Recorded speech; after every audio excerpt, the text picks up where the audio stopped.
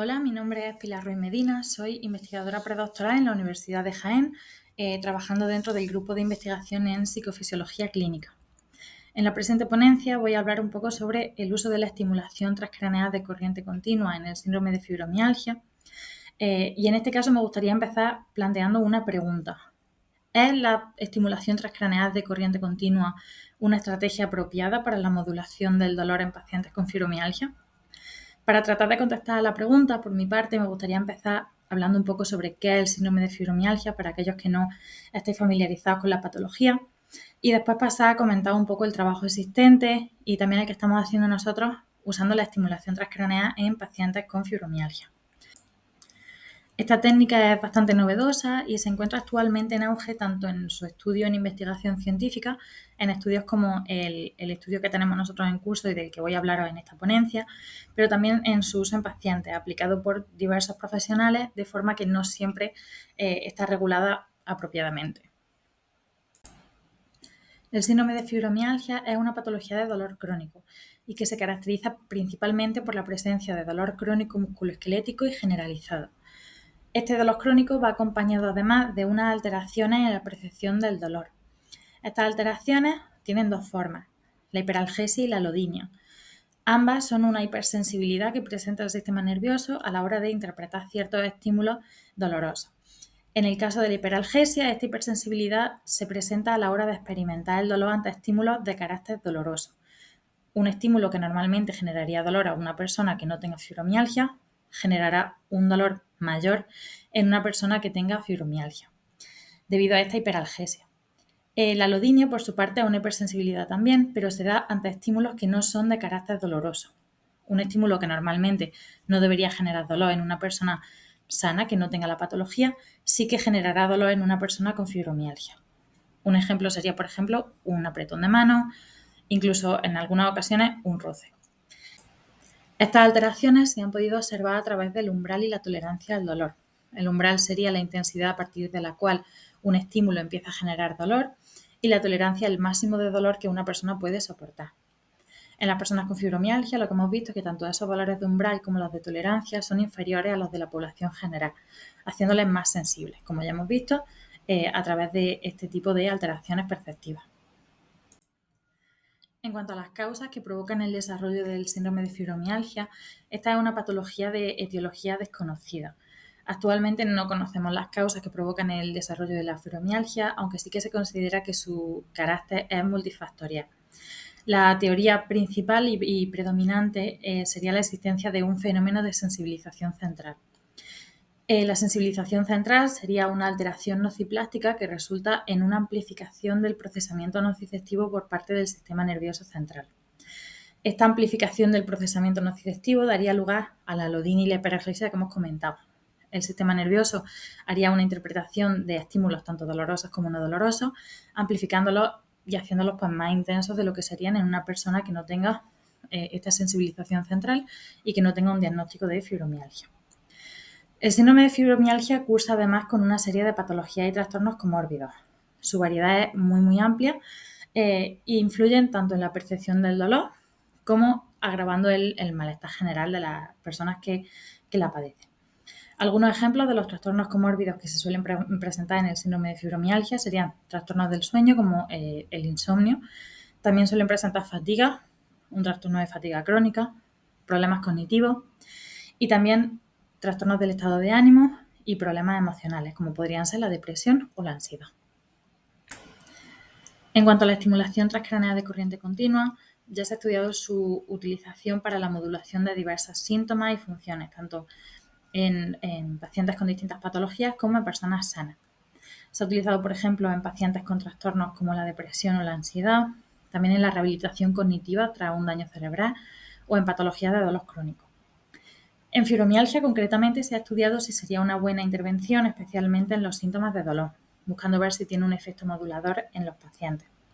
Sin embargo, aunque existen trabajos previos que han tratado de profundizar en esta área y en su eficacia, los resultados son generalmente bastante heterogéneos, no habiéndose alcanzado aún un consenso respecto a la efectividad de la técnica. Cabe destacar, eso sí, que estos trabajos normalmente presentan una serie de limitaciones. Entre ellas, por ejemplo, el no tener suficientes participantes. El tamaño muestral suele ser bastante limitado y en muchos casos ni siquiera se tiene un grupo control, no hay bastante muestra para dividir y tener un grupo que reciba una condición de placebo. Esto impide que la muestra sea realmente representativa y hace que los datos sean menos generalizables. Además, las medidas de dolor que se suelen recoger en este tipo de estudios suelen ser de carácter subjetivo. Se suelen basar en cuestionarios, inventarios o incluso en una valoración autorreportada por el paciente sin un sistema estandarizado en el que apoyarse. Otra gran limitación es que no incluyen registros de otros parámetros que son de interés y se ha visto que tienen una relación con la percepción dolorosa, como pueden ser aspectos cardiovasculares o también actividad cerebral. A pesar de estas limitaciones que presentan los trabajos previos, también ponen en evidencia el por qué la estimulación transcraneal tiene tanto interés como técnica, además de poner en valor también algunas de las áreas que serían de interés a la hora de realizar esta estimulación. Concretamente, en distintos estudios se han visto efectos que mejoran la regulación emocional, reducen el impacto de las emociones negativas o mejoran las funciones ejecutivas, como serían la memoria de trabajo, la inhibición o la flexibilidad cognitiva. La estimulación transcraneal también ha mostrado una reducción de la ansiedad, la depresión y del dolor percibido en fibromialgia.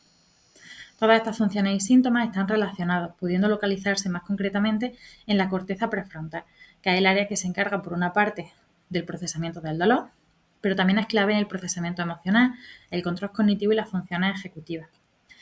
La intervención en este área combina todos estos aspectos, permitiendo intervenir en el dolor y en otros aspectos que lo modulan.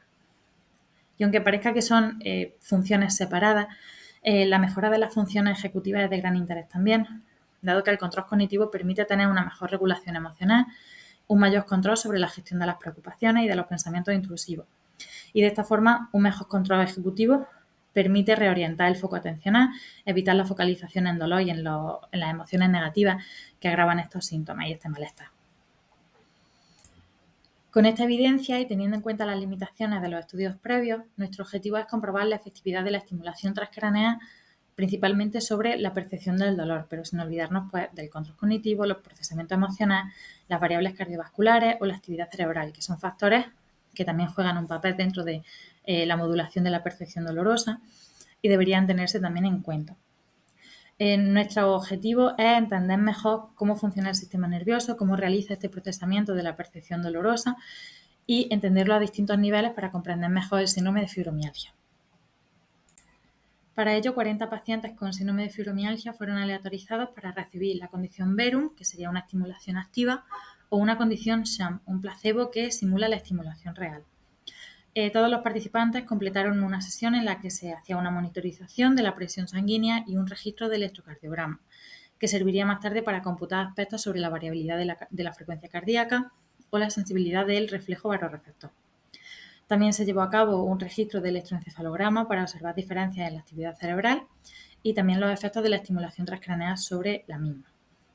Durante la sesión medimos el dolor con un algómetro de presión, el cual nos permitió medir objetivamente variables de umbral y tolerancia al dolor, y a partir de las cuales se obtiene una medición personalizada, una presión moderada, a la cual se recoge la intensidad y la desagradabilidad percibida haciendo uso de una escala visual analógica.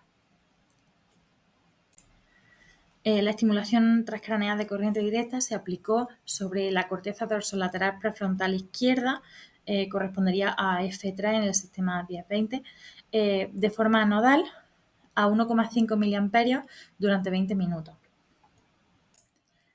En cuanto al procedimiento que se siguió a la hora de llevar a cabo esta sesión, primero se completó una entrevista y unos cuestionarios con información de distintos aspectos de la fibromialgia, aspectos como los síntomas comórbidos que hemos comentado al principio, sobre la fatiga, problemas del sueño, algunos síntomas de depresión y de ansiedad. Después se toman las medidas de dolor. Una vez terminadas, se aplica la estimulación transcraneal durante 20 minutos y finalmente se completan otra vez esas medidas de dolor. En cuanto a los resultados, por ahora solo tenemos unos resultados parciales porque el estudio se está llevando aún a cabo y algunos datos aún no están disponibles, por lo que solo presentaremos los datos referentes a la percepción del dolor. En este caso se pudo observar un efecto de la modulación del dolor en el grupo de estimulación. Concretamente, tras la estimulación, el grupo perteneciente a la condición de placebo mostró una reducción en la intensidad percibida, que se reportó a través del uso de una escala visual analógica en respuesta a una estimulación con una presión moderada, como ya hemos comentado. Y este efecto no se observó en el grupo de estimulación activa, donde, como podéis ver en la gráfica, la intensidad del dolor se mantuvo estable.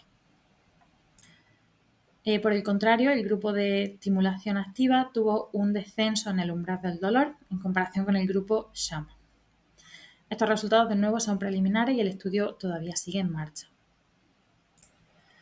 Estos datos lo que nos sugieren es que la estimulación transcraneal de corriente directa sobre el área dorsolateral prefrontal izquierda estaría interfiriendo sobre procesos de habituación, impidiendo una adaptación natural al dolor y por tanto esta modulación estaría contraindicada en pacientes con dolor crónico. Es especialmente relevante dado que estos tratamientos se ofertan frecuentemente a los pacientes de una forma que suele ser bastante costosa para ellos y también se suele aplicar de forma no regulada. Estos resultados lo que refuerzan es la importancia de investigar y de obtener resultados robustos y que se basen en la evidencia científica, antes de aplicar estas técnicas como la estimulación transcraneal como estrategias terapéuticas. Y finalmente no me gustaría terminar sin mencionar que esta investigación está enmarcada dentro de un proyecto que se encuentra financiado por una subvención de la Consejería de Universidad, Investigación e Innovación de la Junta de Andalucía en el área de I+D+I. Y también me gustaría tomar un momento para mencionar que estos estudios solo son posibles gracias a la colaboración de los pacientes, especialmente las asociaciones de pacientes. Muchas gracias por vuestra atención, espero que haya sido de vuestro interés y quedo a vuestra disposición para cualquier duda o pregunta que os haya podido surgir. Estaré encantada de resolverla, así que no dudéis en contactarme.